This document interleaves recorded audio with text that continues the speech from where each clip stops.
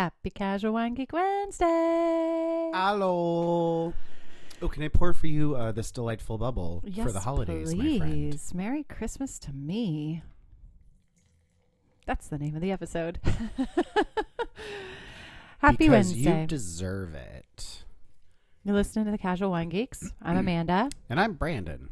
And today's episode is Merry Christmas to me. Yeah, so when we were talking about what we were going to bring today, pardon me, you had said, get yourself something that you would get yourself for the holidays. Yeah, bring a bottle that you would buy yourself for the holidays. So I brought, in true wine geekery fashion, Champagne Moutard. This is a Brut, and it is a Grand Cuvée. This is one of my favorite labels. Cheers.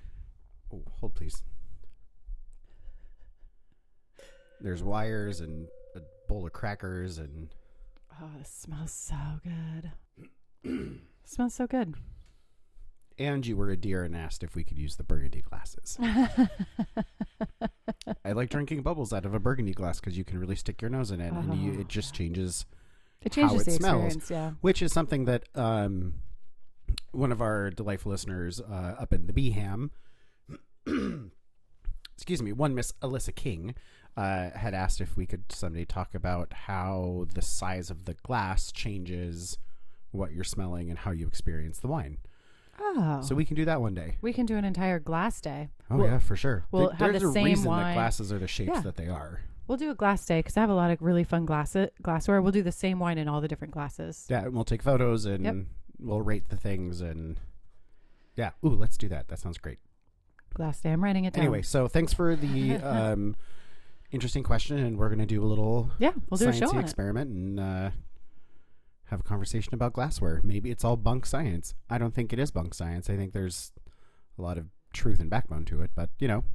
Glass bone. Fluid facts here in the wine industry. Fluid facts. Did I say glass bone? I meant backbone. Hey, listen, it's been a long day. How are you doing? I'm going to drink your juice. Oh, okay. I'm still...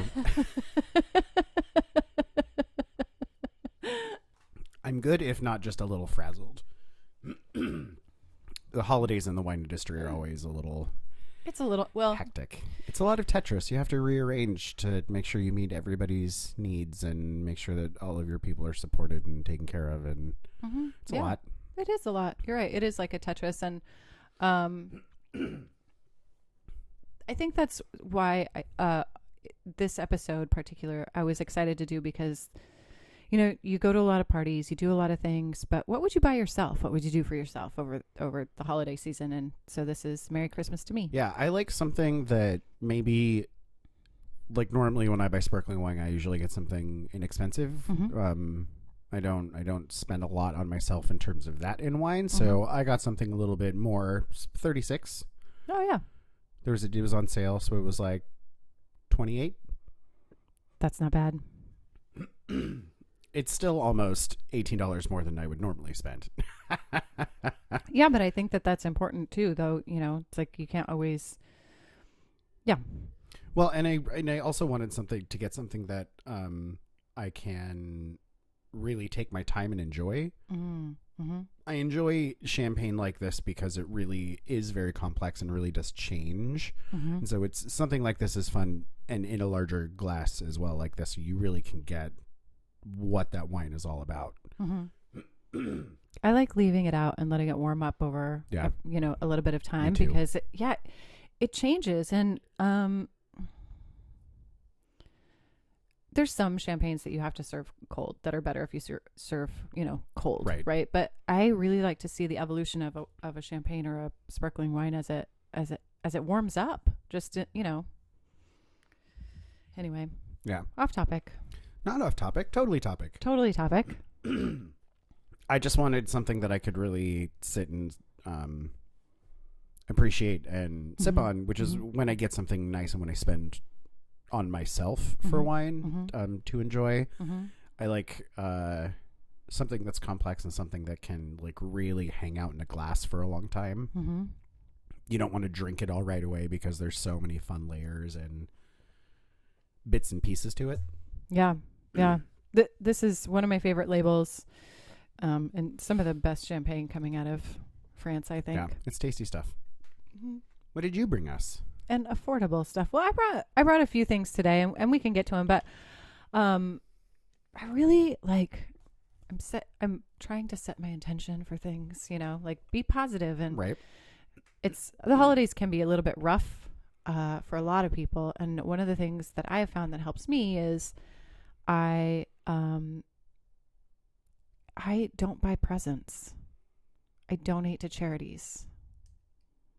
I think that's wonderful. So I don't buy gifts for people. I ask them what their favorite charity is, or if they want to buy me something, I say, oh, please donate to this charity or that charity or whatever. And sometimes, like, depending on what people are saying, like, well, I'm not going to buy gifts this year. What is your favorite charity? And sometimes I'll just say that same charity, to other people who ask. Right. Yeah. Right. Yeah. So I have a list of people that I donate to, and every year that list is different. One of the places I donate every year is a place called Pear in Portland. Okay. And it's art and recreation and education for homeless youth that are like 16 to 22 that kind of have graduated out of the system, quote unquote, or on the street for whatever reason. It gives them a place to go and do art and get education and job training skills. Oh. And yeah. And I know the people who started it, and they're really, really great people, and that's on my list every year. And their website is pearmentor.org. That's really awesome. Yeah. That's I wanted to give a little plug out to them this year. And that's all I do. When I say Merry Christmas to me, I'm like, it's kind of, wink, not nudge, not, whatever. I don't spend any money on myself, and I don't buy presents for other people. I donate to charities. Yeah. And I think Merry Christmas to me, or Happy Holidays to me, if you aren't of the Christian religion.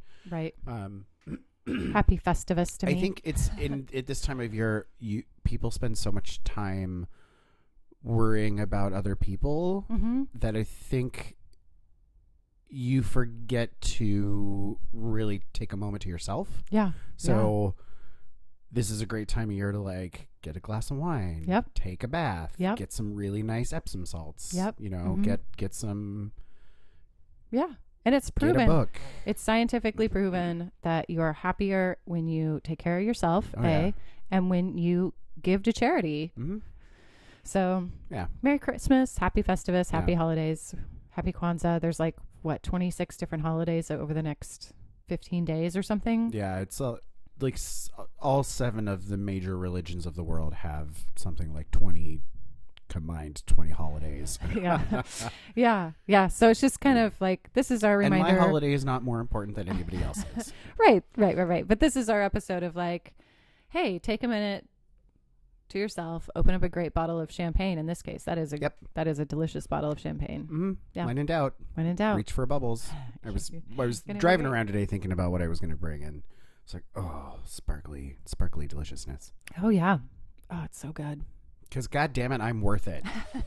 Oh, let's move on to the next fun wine. Do you want this wine first or this wine first? Let's do the Pinot Blanc. Pinot Blanc. I have to open And it. while you're opening that, being it's the holidays, this question I feel like comes up pretty often is the conversation around shipping. Oh, yeah, right. Because what are you going to get somebody? You're going to get them some wine. Right. Well, are you? Oh. It depends on what state they live in. Tell me more. Yeah, so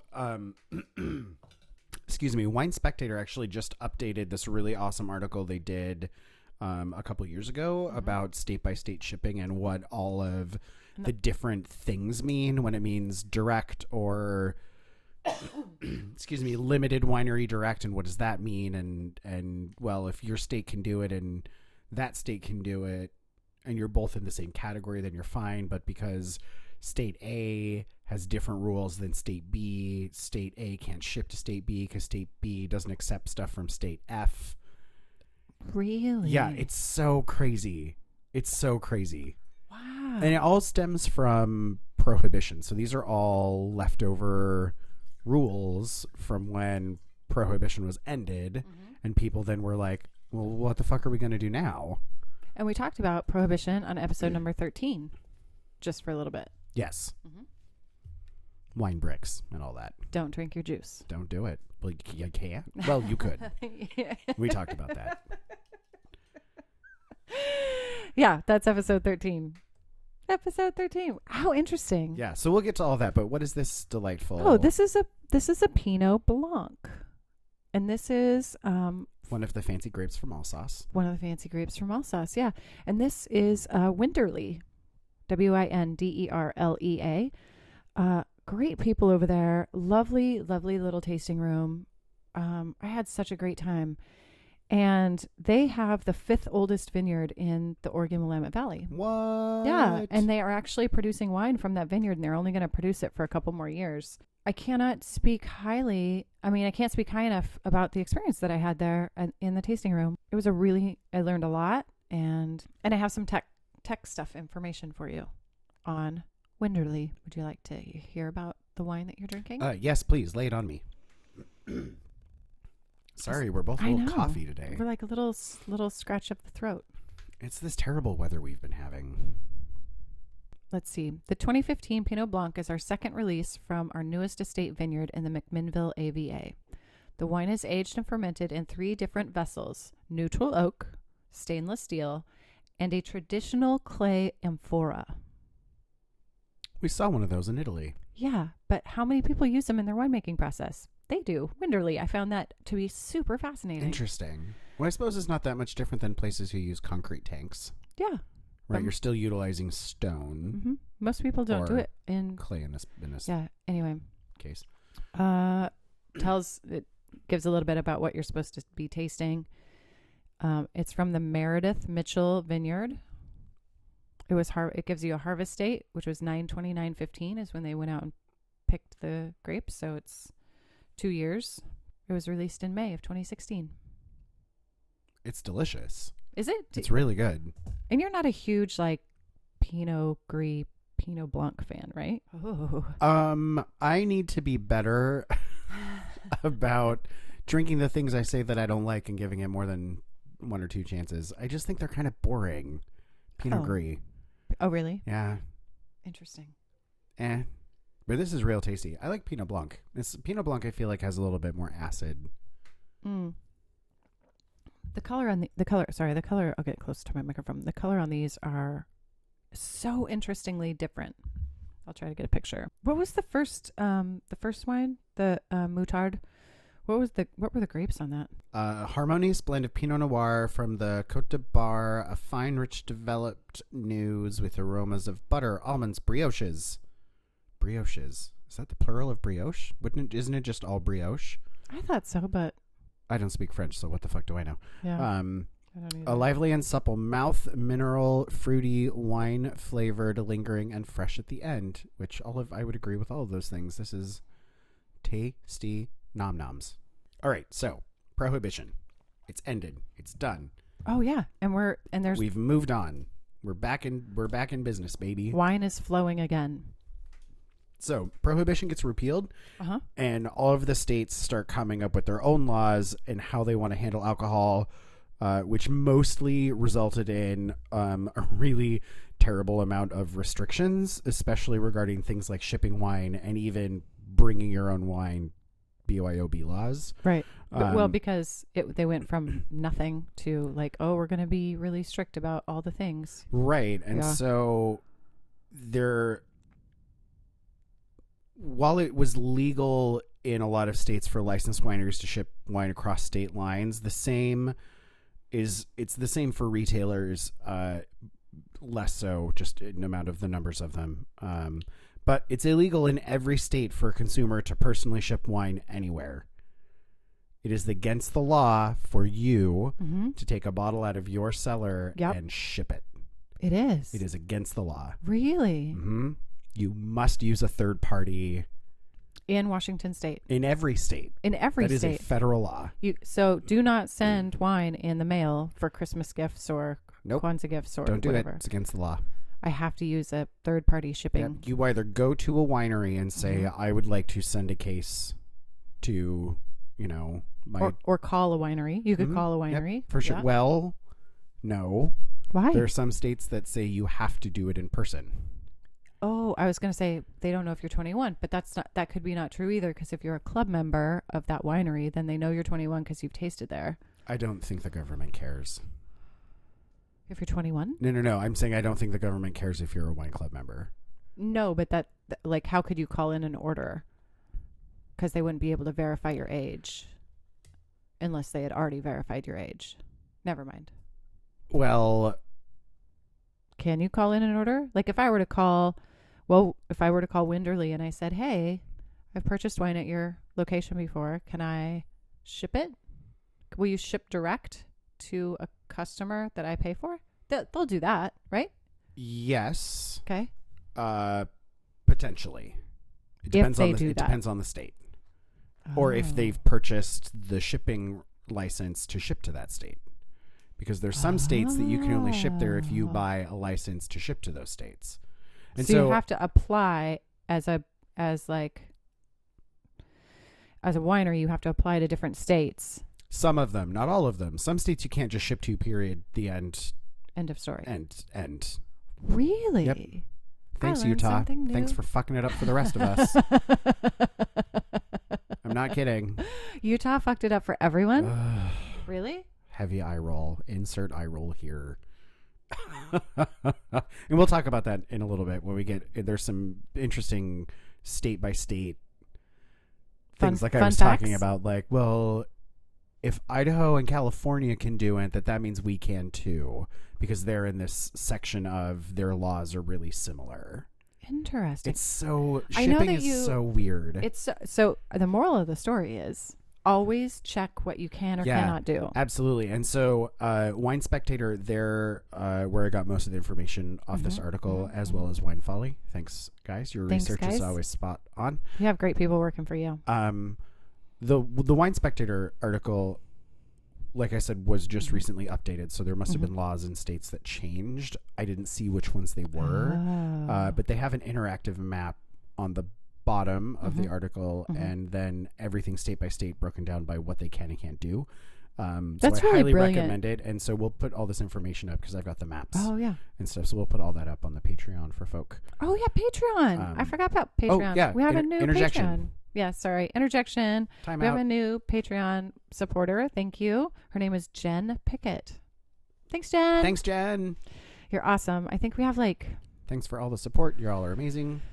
We have a few spots left if you want to get in on the hoodie swag issue. Yeah, we have a few spots left. So if you're thinking about being a Patreon supporter, you like what you're listening to, there you go. Who doesn't like a hoodie? Holidays are around the corner. Yeah. Anyway, back to shipping and Wine Spectator. Interesting. I wonder if they put it out every year just to remind people what you can and can't do. Well, the original article I think was written in 2014. And so then this update just happened like a day or two ago. Oh, so maybe only once every few years. Or whenever there's just an update. Or that like whenever it's a law changes that's big enough to warrant people needing to know about. Because I feel like that's the thing. It's sort of not really ask for forgiveness, don't ask for permission, but kind of. If you legitimately don't know, right? Like, yeah. Also, no one has ever been prosecuted for shipping wine to their grandma. Like, that's just not right. They're not looking for. Well, and so when I was working in a tasting room, because Washington is a state that can, our laws say that we can ship everywhere. We don't have restrictive shipping laws, nor do we have restrictive receiving laws. So those are two different things, right? Oh, yeah, right. We could ship to some states and we'd have them listed out and people would be like, well, why can't we ship to Texas? Well, at that time, Texas was like, nope. You can't. Absolutely not. You have to ship it to somebody who has a business there. Pennsylvania, really hard. And even then, it's some places you can only ship. They have limits. They have a cap. You can only get like 2 cases a month or a case a month shipped to you.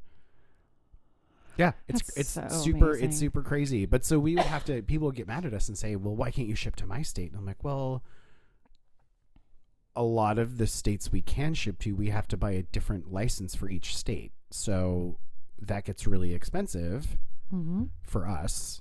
Well, we're not a big winery. And number 2, it's your state that says you can't ship to us.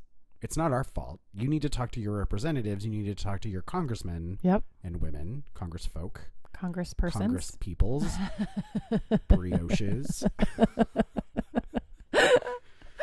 I'm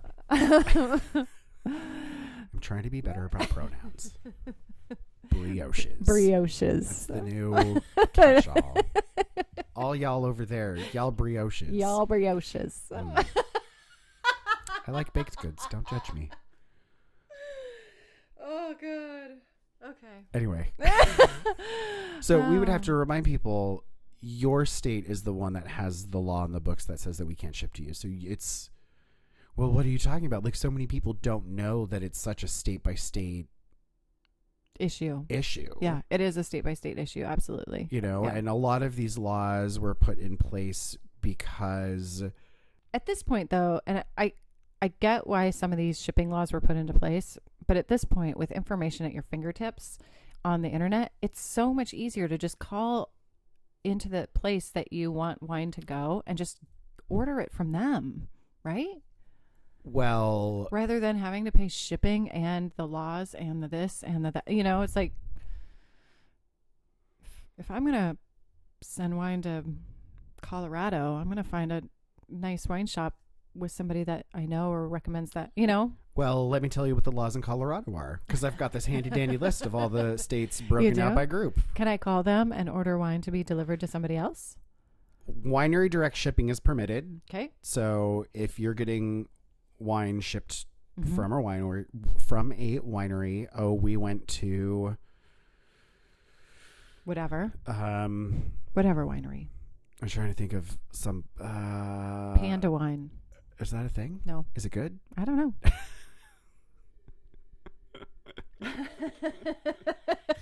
Panda wine.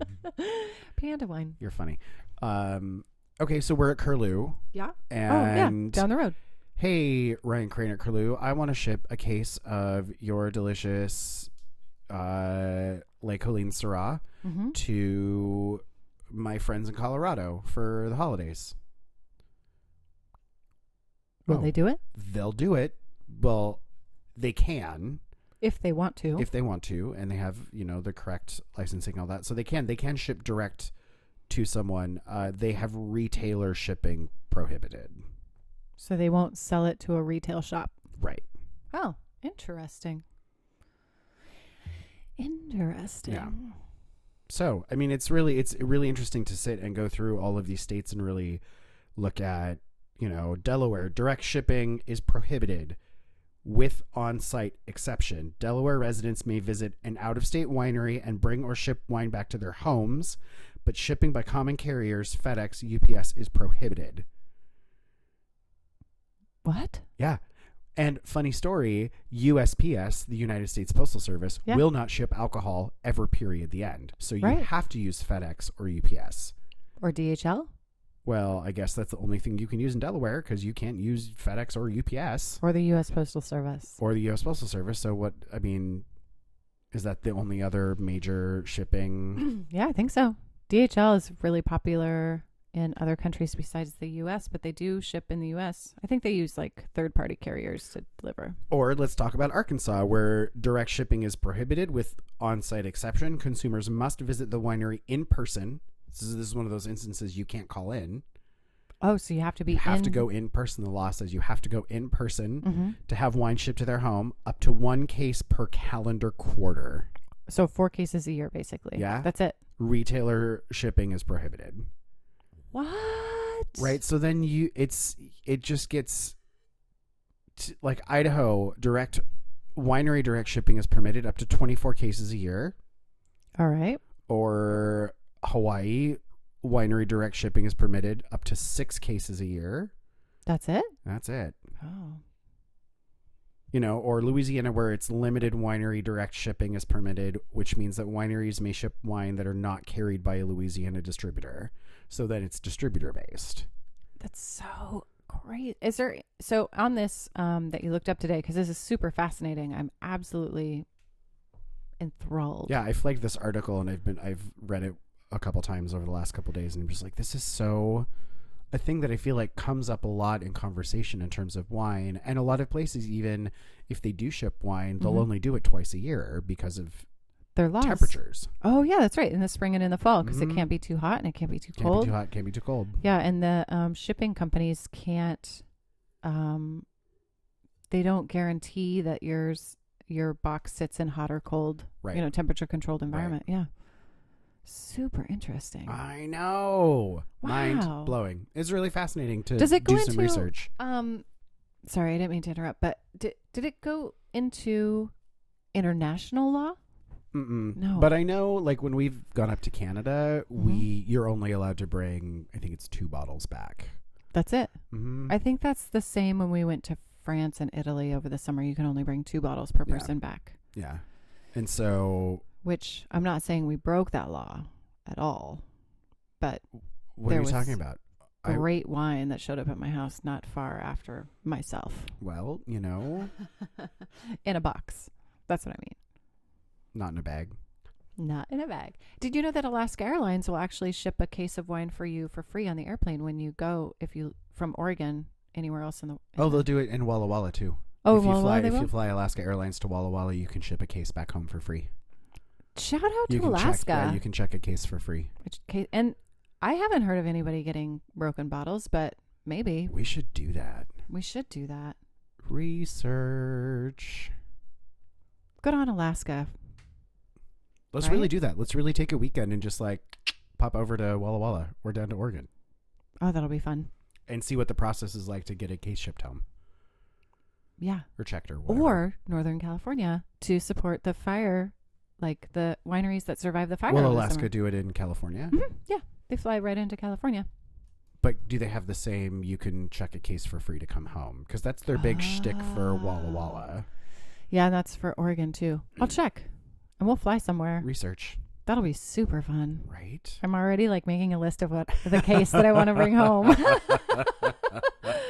Oh my gosh. Mix and match as long as it's a case. Yeah, as long as it's a case. But in my mind, I'm already okay, I want to go here and I want to go here and I want to go here and I want to get a bottle here. Or we could find out if there's even a cap on what they'll allow you to bring back before you have to start paying. Oh yeah.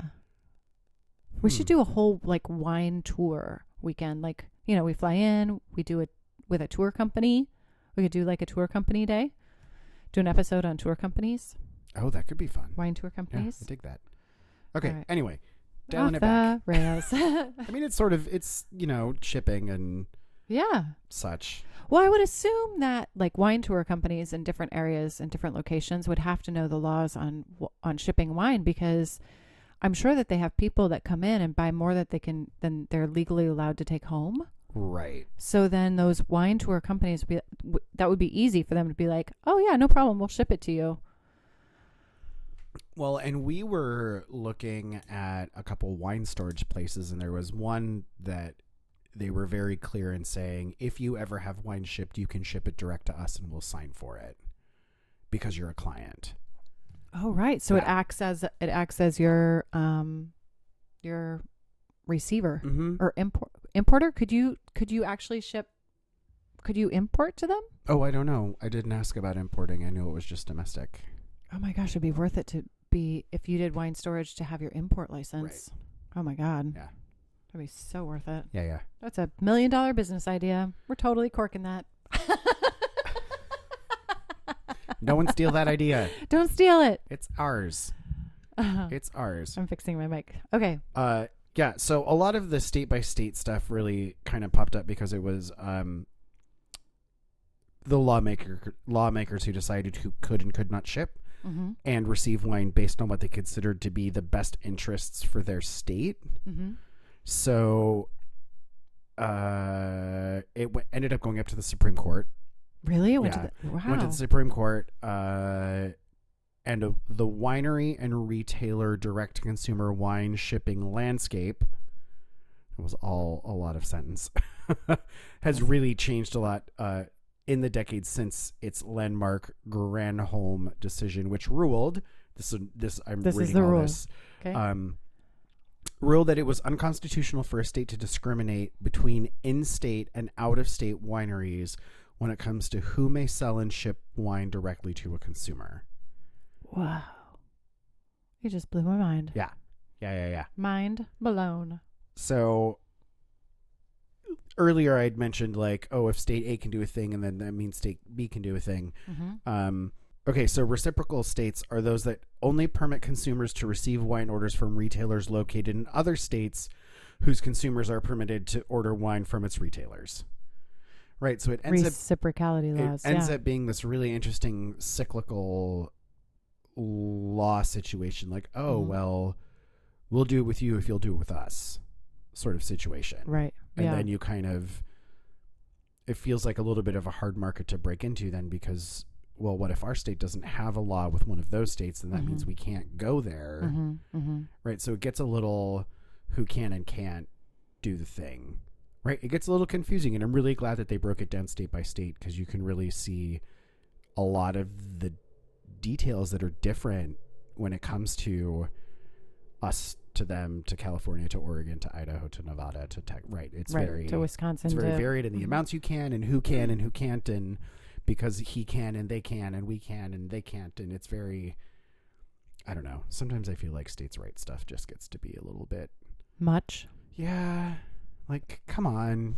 If we're really a Can't we capitalistic all society just get along? and we want an open and fair market, like, I don't know. Then I get a little bit ridiculous. I'll stop myself right there. It's all y'all brioches. Yeah, it's all ridiculous.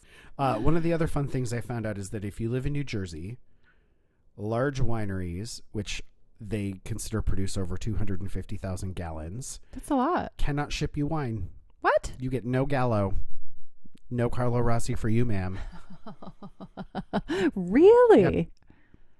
If you live in Colorado, Idaho, Louisiana, Montana, Nevada, South Carolina, Texas, Virginia, West Virginia, and Wyoming, wineries must buy a yearly permit to ship to you. So that was one of the ones, like, we had to buy a permit for each state. Fuck.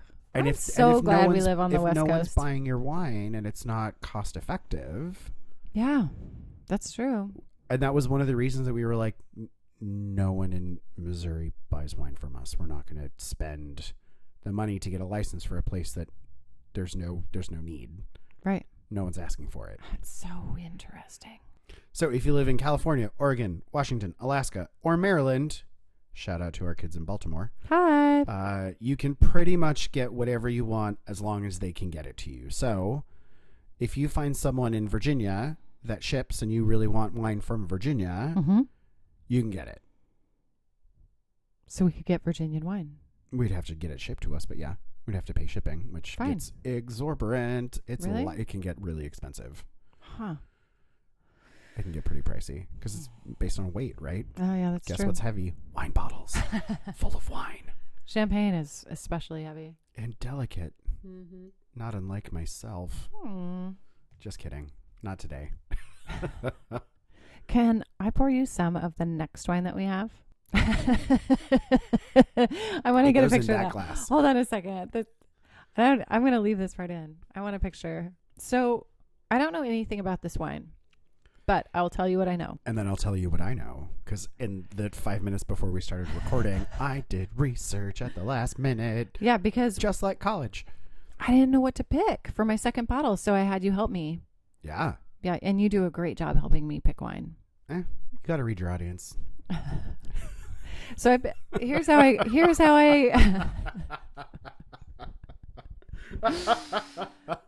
I can't even. I think I'm funny. You're hilarious. I got this at my favorite little wine shop in Newburgh. Oh, okay. Valley Wine Merchants. Okay. Hi, Andrew. Hello. Hello.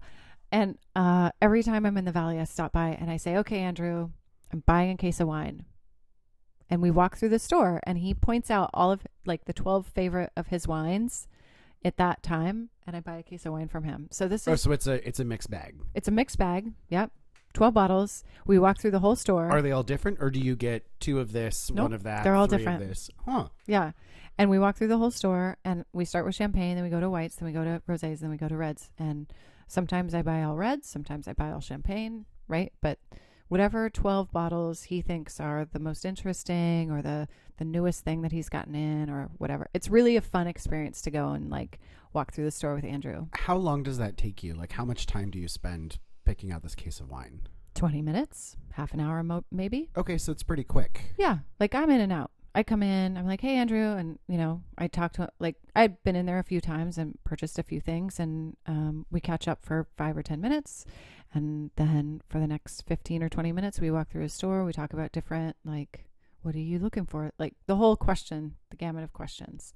And I have to tell you, one of the things that I like about this experience, which he gets a freebie. Like I'll pick out everything, and then we have a trust wine, which means like he will recommend something that's out of my budget or out of whatever visibility that I have, or out like it's a trust wine. And if ever I hate it, then I have to come back and tell him that I hated it. I think that's fair. Yeah, but I'll buy whatever he recommends, which is really super that's fair fun. because that is really a lot of what I think this industry should be is this. It's like a baker's dozen of wine. Yeah, but this concept of if you don't like a thing, like let's talk about why you didn't like it so that we can really hone what you didn't like so that we don't give you things that you're not interested in the future, right? Yeah. Like it seems like a very smart It's really super fun way to do things. And I think I feel like that really helps remove a lot of the stigma of pretension in the wine industry. Yeah. Yeah. Because it doesn't have to be a pretentious beverage. Like no, it's we, fun. As society, make it a pretentious beverage, which is, you know, partially, I think in part of, which sort of leads into this next bit about this wine that I want to tell you. Perfect. I think sometimes maybe the designation of levels of quality can get in the way of some really good wine. Really? I do. I think that the laws are 85% really important, partially for historic value, partially for integrity of product. But I think that there are some people and producers and growers and winemakers who could do some really awesome things if some of those restrictions were relaxed. Interesting. Yeah. I think that in this changing market and in this changing economy and in this constant, the world is getting warmer and we can't farm like we have farmed for the last 150 to 300 years, right? Of recent serious winemaking and growing and propagating and all the things. I think that we have to be willing to start rewriting some of those rules. Oh, I love it. It's not sustainable forever. No, and I love this idea of getting involved. Like people, if you're passionate about something, get involved. Rewrite the law. It's not that hard. And you know, it's the same with shipping stuff. Like if you hate it, get passionate about it. Yeah. Contact your representative. Contact your Congress brioche. See how I just tried to work it into the conversation? Oh my God. Anyway, what is this delicious Merry Christmas thing? to me. Merry Christmas to me indeed. Motherfuckers. This was one of those, like, I see what you've been buying. I see what you're interested in. Right. You should try this thing. And what is it? It's a Burgundy. But what is the word underneath Bourgogne? I have no idea. Pas du Grand? Pas du Grand. It is, the appellation is Bourgogne Pas du Grand. It is, the only thing wrong with this appellation is the name. Because a lot of French speakers will take the title and translate it loosely to all the grapes are allowed at face value.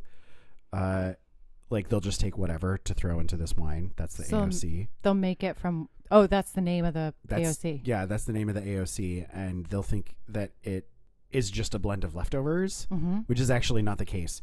And it is not lesser grapes from other cuvées. It's actually from parcels that have been co-planted with Pinot Noir and Gamay.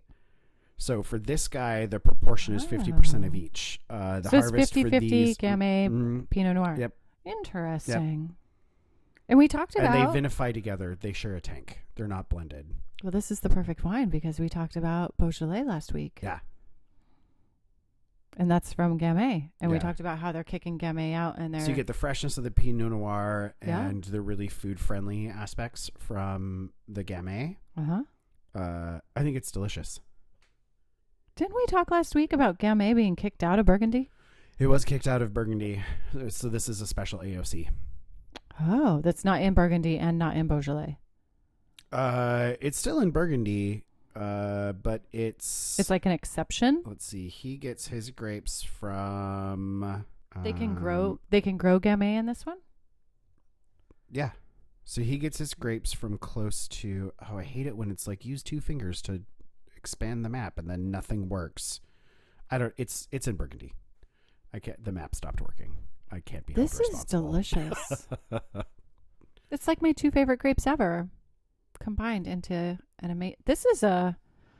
Thank you, Andrew. Yeah. Valley Wine Merchants, I dig Newburgh. this. This is really tasty. Yeah. Because you get like the brightness that Gamay can have sometimes, but also some of the heavier. The finish is really tasty on the end of this. How much was this one? I want more. No of this. idea. No Andrew, idea. Andrew, tell me. I um. want some. Where'd you get it? Yeah. Well, Valley Wine Merchants. We can call him. He's amazing. That's good stuff. He has a Casual Wine Geeks hoodie. I gave him one. Yeah. Spreading the word. Yeah. Anyway, Spreading that's the really word. good. Yeah, I'd like to get more of that. Do you want more tidbits and fiddles? Well, I was just looking at the label, and I don't even have my glasses on, but it looks to be, the producer looks like it might have a story. Oh, I don't have any information on that producer. Oh, you don't? Mm-mm. Oh, it's a very nice label. I like it. 2014, so it's still quite young, but it's delicious. It's very juicy. It is very juicy. It's very juicy. I dig it. I wonder if it's going to taste different in an hour or tomorrow. Because Lord knows we don't drink these whole bottles. No. It's too much. We have high society parties to go to this evening. Yeah. What are you talking about? We can't be getting I'll get out of my schwilly- sweatpants. We can't be getting schwilly before we go and stomp around. What do you Right. think we are? Classy dames. Goddamn classy ladies.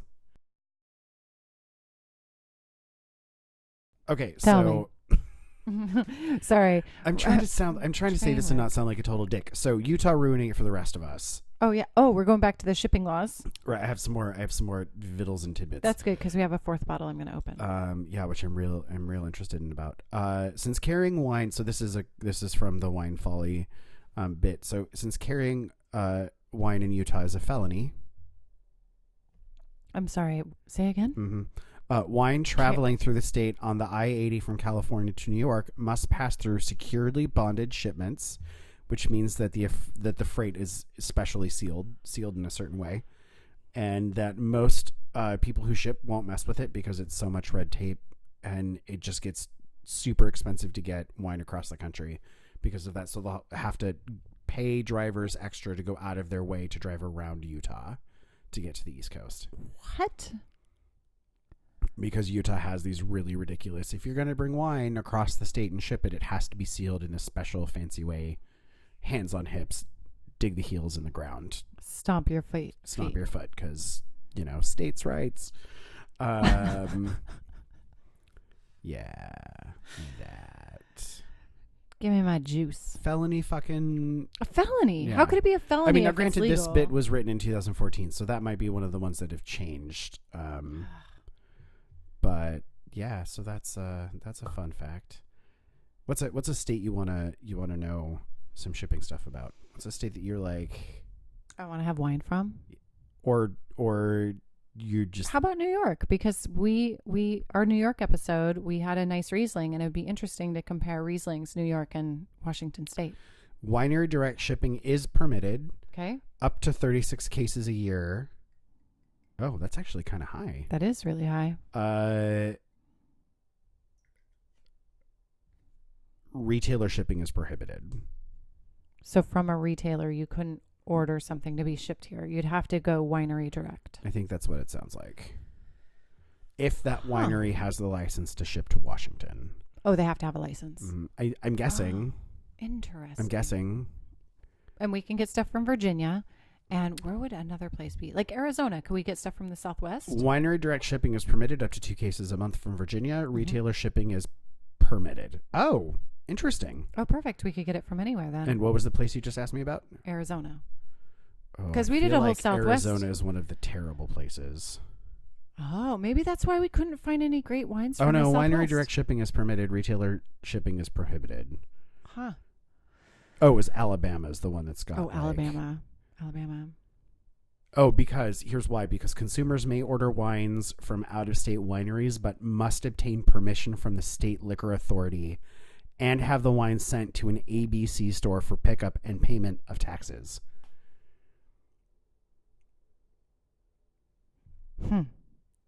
That's Right? bullshit. Listen here, Alabama. We don't play your game. Maybe they just don't care about wine that much, and that's okay. So this is a dessert wine. I don't know how to pronounce it, but it's one of my favorites, and I always try to order it. It's relatively inexpensive.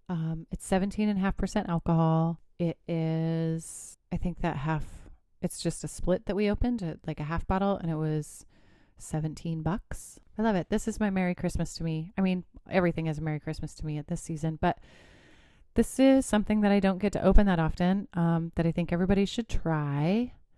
And when I'm going and having a fancy French dinner, I like to have this at either the beginning of the meal before I eat, they're or from at the end. Cognac.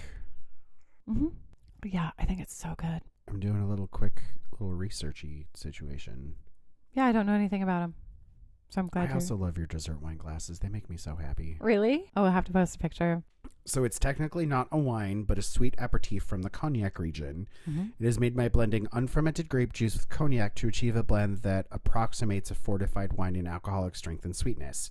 It has a clear straw color with perfumed vegetal and slightly woody aromas. The flavor is sweet but not cloying, grapey fruit with tangy acidic grip. However, this is from 2009, right? Is that what you said? I don't remember, but they come in both a white and a rosé. We're drinking the rosé, or red. It comes in white and red. Oh, then never mind. It's non-vintage. Yeah, this is non-vintage. I don't think that there's a year on it. But it's the same kind as, it's the same as what you're talking about. Oh, that's wonderful. Isn't that so good? I want that with creme brulee. Yeah. That's Absolutely. what I want right now. Make it so, number 2. Give to me the creme brulee, yeah. And most French places would carry something like this. I happen to like this producer a lot because it's affordable. It's delicious. You can have a split in your cellar or in the back of your, wherever you keep your wine, and open it. If you're serving dessert and you're like, oh God, nobody brought a dessert wine, you can open a split and everybody can have a little bit. Yeah. And this will keep in the fridge. Yeah, for a while. You'll be fine. Yeah. Yep. We'll be sipping on this for weeks, son. Well, cheers. Get that brioche, yo. Thanks, brioches. Who are we? Jesus Christ. Who let us out into public? God. I hope. Sorry, friends. No, I'm actually not sorry. I'm not sorry either. I hope you're having a good time. I hope you guys are dying laughing. I hope you're learning a little bit. I hope this isn't, super boring or super wine should be fun. Wine is fun. Let's make it fun. Don't be pretentious wine fuck. Yeah. And I, it's the holidays. Give yourself a treat and buy something just for you. And don't worry about pleasing other people or what's going to match with dinner or. Right. You know, like if you just want a thing, drink a thing. Get it. You go, brioche. Stop. She must be stopped. Someone send help. Oh, it'll be great. Yeah. So that's all the stuff I just wanted to kind of talk and bring up about shipping, and I think it's just really a fascinating conversation, just in terms of economy and the business that we're in, and. It's something that's always really interested me, and it's, people get upset that they can't ship places, and well, you know what? You don't like it? Change the rules. Yep. Yep. And good luck to you. Yeah, good luck to you. That's what I have to say. Well, thank you everybody for listening. Yeah. Happy holidays. Oh, as of today, which is day of recording, we have, should we share how many downloads we have? Which I think is kind of a big deal. Oh, you have the exact number. I don't have the exact number. You want to share? Because I know I looked it up before we came. Should we share with our listeners how many downloads we have? Oh, sure. I thought you were asking me if I wanted to share. I'm like, Oh, I no. just told you I don't have the number. I thought we just went over this. You have that info. Yeah. 515 downloads. Awesome. Yeah. And I know that it's like, some people, they're like, well, that's not that much, but that's a lot. That's more people than I talk to in a day.